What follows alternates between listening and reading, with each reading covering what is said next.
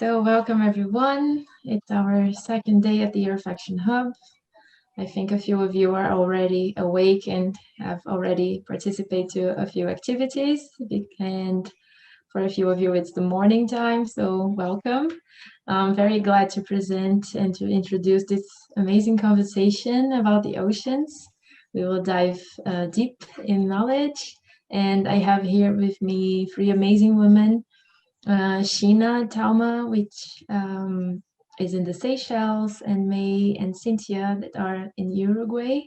And they will talk a little bit about the ocean culture and how we can build a better relationship with the oceans and all the living beings that are there, and also help us to connect with our mission and our common goal in the Airfaction Hub. I think you all enjoyed this conversation. So Sheena works for the Nekton mission, and she's a marine scientist, very keen interest in learning more about how we use the ocean and the implications of overfishing, marine pollution, and climate change in that relationship. We have May, which she is a graphic designer. She has been working with arts, designing, and communication for marine conservation for more than 15 years. And we also have here Cinthia Toledo, graduated in music therapy. She has worked with children and young people in the educational and health fields in Argentina. And since 2019, she has been working at the OCC organization in the environmental awareness and educational program in Uruguay. So those are our lovely speakers. I'll first hand it off to Sheena so she can start making us learn a little bit more. Thank you, Sheena, for being here. Thank you, Samia. And I'm just going to go and share my screen. I'm really excited to hear from our other two speakers today. It just sounds extremely interesting, the work that they do. So I'm really excited to hear a bit later about, all how they use their own areas of expertise to generate interest about the ocean. So I'm going to talk a little bit today about from mountaintops to the deep sea. So I'm from the Seychelles, and as Samia said, I work for Nekton Mission, and I am their science program manager. So just before we set off, and if you tuned in yesterday, you already know that I'm from the Seychelles, which is a small group of islands off the east coast of Africa. Now, these islands are made out of two different types of really interesting material.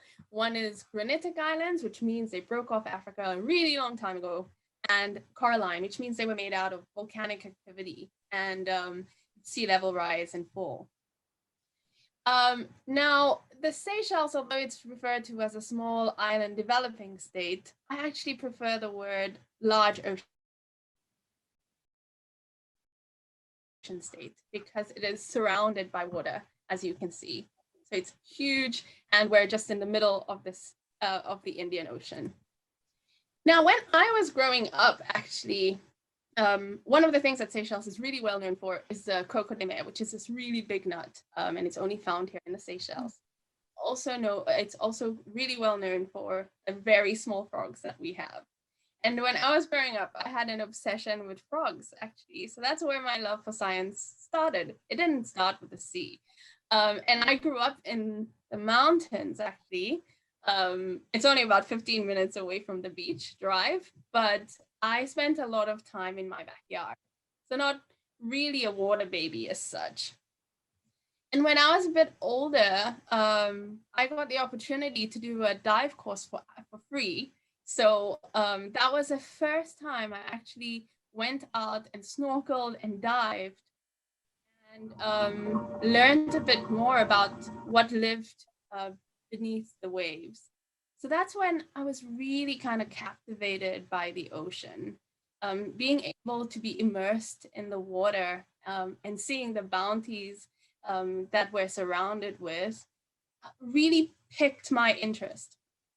So I went on to study a degree in ichthyology and fishery science, which is just a fancy name for studying fish. And I did up to a master's in learning about fish and how cool they are. And when I returned back to the Seychelles from university, I was working with the Ministry of Environment, and there's this program that came along, and basically I was put in charge in making sure that all the logistics went well. And the group that came through was called Nekton, and I now work for them. And basically how we work is that we work together with the government and NGOs and stakeholders on the ground to create a deep sea research agenda. And this was done in several steps, as you can see on the slide. And it takes quite a long time. It took us up to 1 year just to plan exactly what questions were needed to answer, because we believe that we really have to collaborate when we do our science. So at the heart of Nekton is conducting research that we can use to generate more information that can be used by governments in their policies, but it's also to create inspirational content. Make sure that the scientists, especially the ones from the country where we're working, are the ones talking about what's happening within their ocean. And one of the things that I'm really passionate about is knowledge exchange. And that means sharing the knowledge that we have with each other, because we all have different types of knowledge and across different ages. Now, what we do, we have a range of different types of equipment that we use, but definitely some of the sexier ones are submersibles, which can go down to about 250 to 300 meters. We also use ROVs, and that's me. I promise I'm not bored, although it looks like it. And at the back, we totally missed the manta ray because we were so focused in making sure we wrote everything down.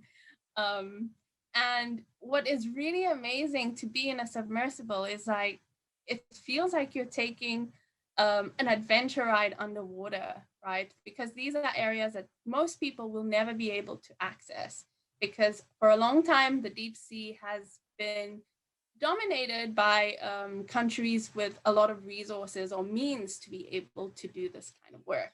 So I'm really, really privileged to be able to be part of a group that wants to make the deep sea more accessible to everybody. But one of the things that I will never forget is the change as you go from 10 meters all the way down to 250 meters. So at 10 meters, it's like a really busy city because the corals are vibrant and lively and there's all these fish. So I kind of think of it like New York, you know, really busy and how you see it in movies.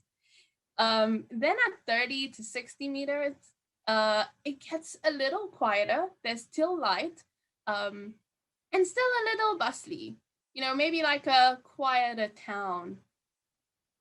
But you can see that the corals start to change. They're not like those hard corals that you see previously. And as you go further down to about 120 meters, then the light changes and there's very little light left. And it gets a lot quieter. Then at 250 meters, this is, I guess, as close as you'll get to seeing the moon, or at least what I think it would be like to see the moon. And there aren't as many fish that you can see, but there's lots of cool coral. Now, one of the things that I have learned, and like I spoke about before, is the fact that the deep sea, like many other parts of science, is dominated by countries that have a lot of resources. So to make a better ocean space, we need to make sure that our science is accessible by all, especially the people who need it the most to be able to make the right policy and management decisions. Great, thank you very much. And I look forward to your questions. Thanks a lot, Sheena. It's very, very nice and awesome to see all these images to make us feel a little bit inside the ocean. And I'll hand it over to May and Cinthia to the next part. So please, the floor is yours. thank you. This was fascinating, Sheena. Really amazing. Uh, while Cinthia can share our presentation, Yeah. I would also share with you that this is something that we want to do here in Uruguay, to explore deep seas, because we found out that we have corals, deep sea corals, and we don't actually have any image of it. So I was just, Yeah, incredible. Hi, everybody. We are very happy to participate to this event. I'm going to share your screen.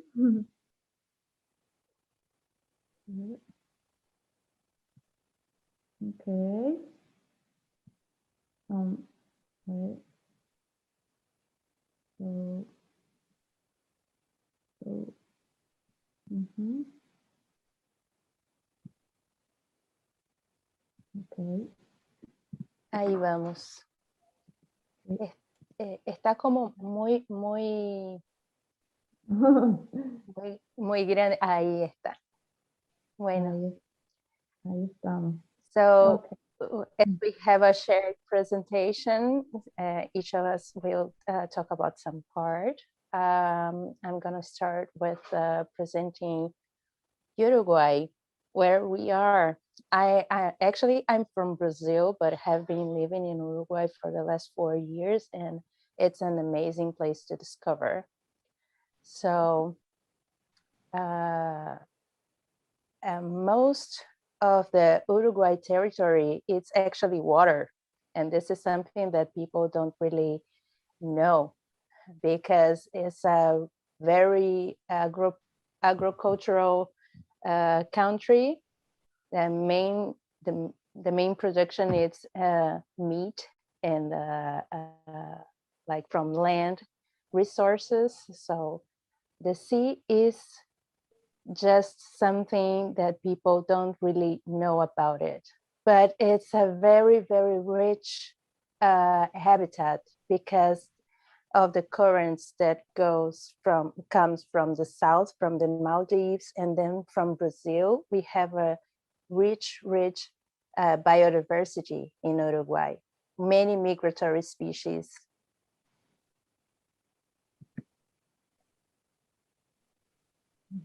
And as OCC works with towards the conservation of those species, mainly the cetaceans, and we are this wonderful group of people, small but really engaged and passionate about what we do.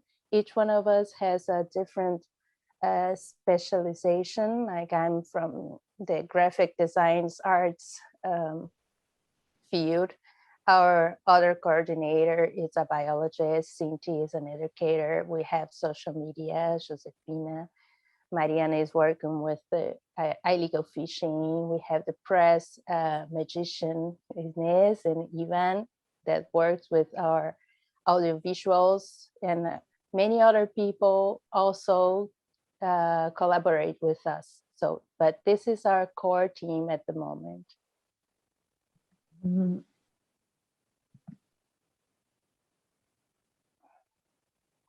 So we know, and the main work with the OCC from its beginning 20 years ago.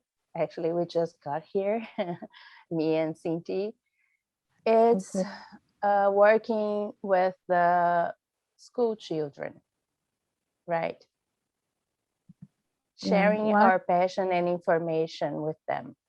So Cinthia? One of the greatest achievements for the conservation of cetaceans in Uruguay was the creation of the Sanctuary of Whales and Dolphins. OCC, together with children from public schools in Uruguay, presented a bill that was approved in 2013. And actually, the sanctuary was recognized by Mission Blue as a hope spot. Too. Yeah. So we work with a lot of campaigns to raise awareness about the oceans and to share this content that Sheena was talking about, that is so important to the society, with the society, right? To generate this change that we all want to. And one of OCC's campaigns, the last one, it's called Oceanos Sanos, was created mainly to combat illegal fishing, because we discovered that the Montevideo port was known as a friendly port for illegal fishing activities.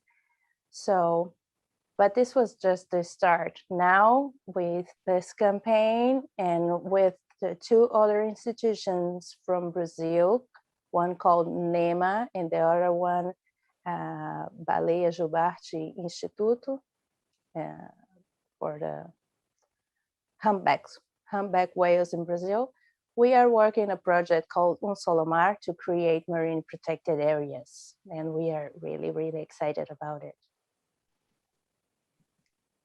Yeah. Well, my English is not very good, but I try. In relation role of the oceans, the main threats that affect the oceans, although not the only ones, are overfishing, plastic pollution, acidification, and climate change. Conserving healthy ocean is essential because they fulfill very important functions for the permanence of life on Earth. The ocean, thanks to phytoplankton, generates most of the oxygen we breathe, helps regulate climate by absorbing excess carbon dioxide and heat from the atmosphere. Whales, like the southern right whale that visits us here in Uruguay every year, a whale species can contribute to the fight against climate change by acting as a fertilizer for the ocean, improving its ability to absorb carbon dioxide. And Mai, you... Yes, and of course, kids were amazed by knowing that, right? Because we always talk about whales, and when we talk about whale poop, they are like, oh, this is awesome. And the thing that we could observe here, which is not usual, is that they were feeding on Uruguayan waters the last, in the whale season of 2019. We had never registered that before. We saw one or another, but this time they were really feeding here, which are used to be known as reproduction and I'm sorry, just to reproduce and to give birth. Yeah.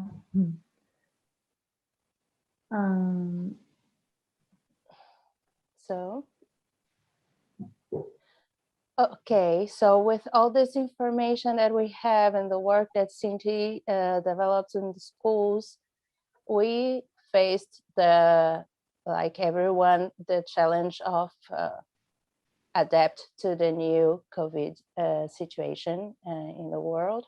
So we adapt our content, all our educational content, into this virtual reality. So the presentation that she used to make in the schools presentially, so she adapted to a PowerPoint presentation with all those elements that we created to translate this information that is so important, raised by scientifics, to be available and understandable by kids or people who are interested in the oceans. Like we have infographics and drawings, and in this with those women we made a special game for the Scientific Women's Day and Women and Girls Day. I don't know how to say it in English, but inspired by other experiences, we created this game, like a memory card game, with a beautiful and strong woman who changed science to inform about the oceans, to know the oceans. Yes. Sorry, Cinthia. Go ahead. No, okay. One, ocean culture. While in NGO, while working in coastal communities, the need arose to value oceanic culture and recognize artisanal fishermen, which is why we begin to work in the schools that the children of these fishermen attend in order to raise awareness about endemic and threatened species. It's okay, Mike? Maybe I will resume that. It's like while working with the kids and then in the fishermen communities, we really understood the necessity of put this in highlight their experience and their way of life, like to make it recognizable as a very valuable richness. Thank asset. you, Mike. I don't know how to call it. Yeah, currently the environmental education program is being carried out in various public schools with the aim of promoting oceanic culture and raising awareness about the importance of creating marine protected areas.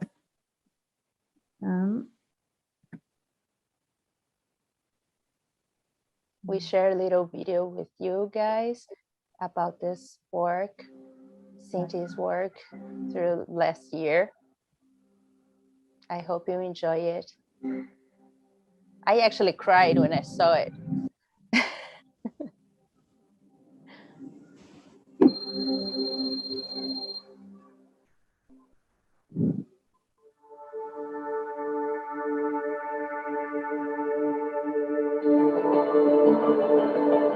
Hola, soy Ana Laura, directora de la Escuela 83.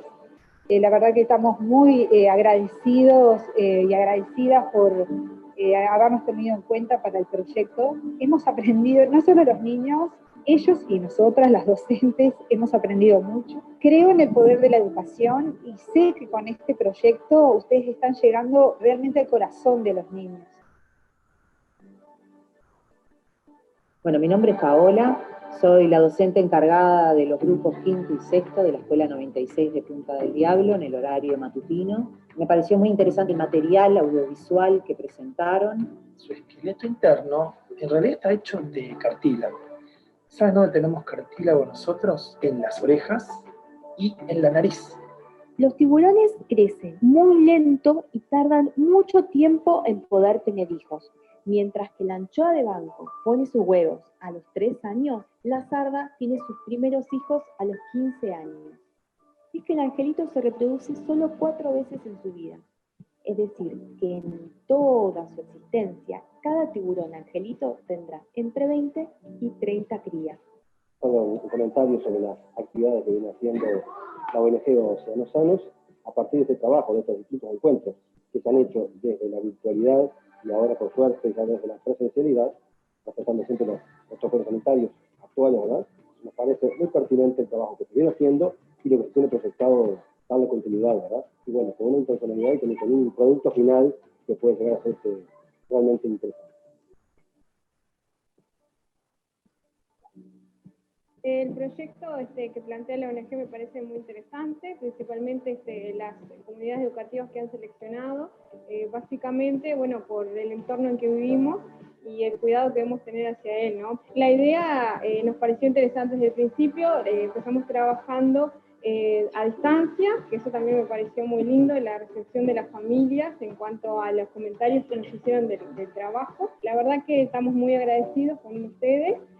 También las familias se han prendido mucho al trabajo. Y bueno, los niños están muy contentos, que me parece que es lo fundamental, y han planteado proyecciones en cuanto a incitar al cambio para mejorar la costa y, bueno, y lo que es la fauna marina. Para que vivan los seres vivos, animales todos del mar, también nosotros que también somos seres vivos, y para que viva también la tierra. La verdad es que estoy fascinada, no sabía lo de los corales de acá. 160 kilómetros mar adentro hay una zona de corales. Otro hogar en el fondo del mar. Los recursos que les están trayendo los están haciendo realmente pensar y ser parte de esta solución. Porque antes era todo normal, había un ciclo, pero nosotros también éramos parte de toda la cadena, pero nos pasamos por la cadena, agarramos, hicimos sobrepesca, tiramos todo al océano, hicimos cosas químicas que ya no se descomponen nunca y que van a quedar marcadas para siempre.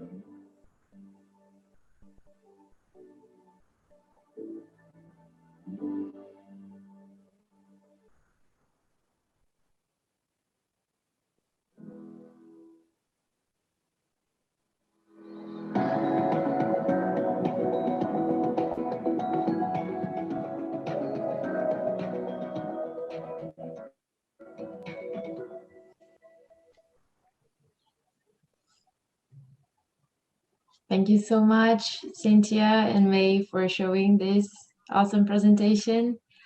I don't know if you have anything else to add, but we are coming to our time, and I would like just to have a moment to say we have already invitations for you in the chat, so you can travel after pandemics to Malaysia to show your work. So prepare your passports. And also I would like to ask you a question, because I think here we have 3 strong women, and maybe just quick answers, but because of the time, but to ask, what is the action you did in your individual lives that impacted you the most to keep doing this and gives you inspiration?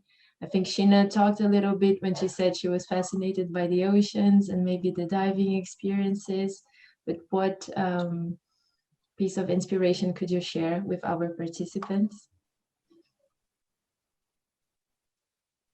I can jump in quickly. I think one of the biggest things is we're surrounded by a lot of negative news, right?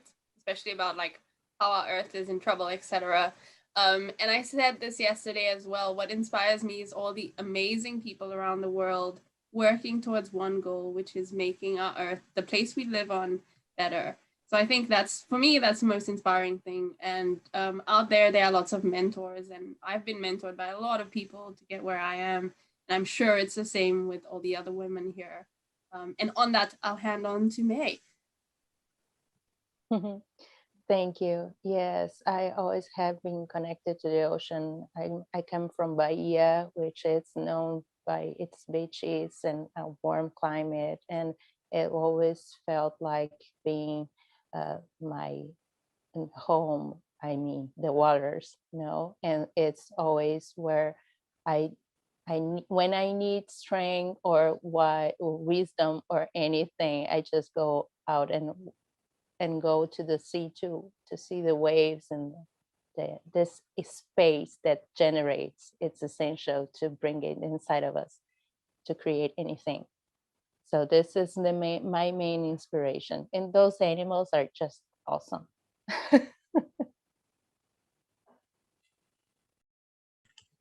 Awesome. I hand it to Cinthia. You are muted, Cynthia.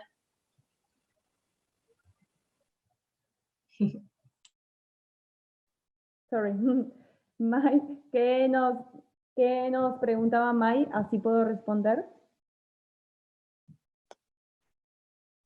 Preguntaba cuál fue la gran inspiración ¿no? Para estar haciendo lo que estamos haciendo, cada una desde su experiencia personal, algo así, rapidito, que pueda generar ahí de dónde vino esa energía.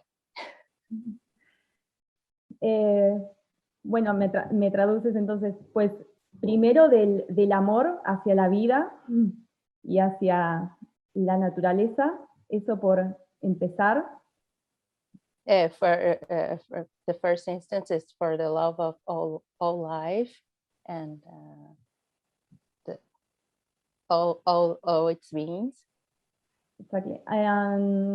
Y pues de ver, quizás lo puedo hablar como un poco en inglés. I believe that it's important to invite children to reflect on the way we look at the oceans and by extension and the planet. And los niños cuando conectan con las otras formas de vida más allá del ser humano, empiezan Children, when a connected with another life forms other than human beings, to watch them. Y surge en ellos el deseo de querer cuidar la vida. Eso para mí es inspiración para seguir. When they feel connected, they get this will to care about those other lives. So this brings me strength and ganas, como digo, ganas, and the will to keep the going. motivation, to really do it, like the energy. And teaches empathy, yes, Sheena is saying. So thank you very much. I know it's a short time to say all these things and to go deep in the oceans and go back to schools, but we are very happy to have you on board. Thank you so much for sharing all this love, I guess, for life.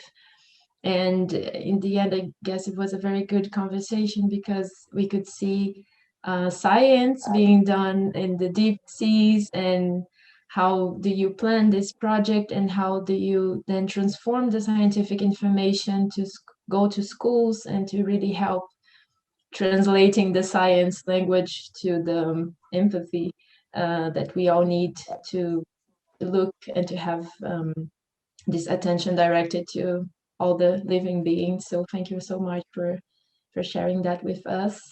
And for all the participants in the Earth Action Hub, I hope you collected these pieces of knowledge for your lives, and that you can use that for your own individual action plans wherever you are in the world. Maybe you can take something from here and use it. And please don't forget to also navigate to our interactive map. We have an art space, we have a knowledge hub where you can learn more, where we can also share the materials we have, and stay connected.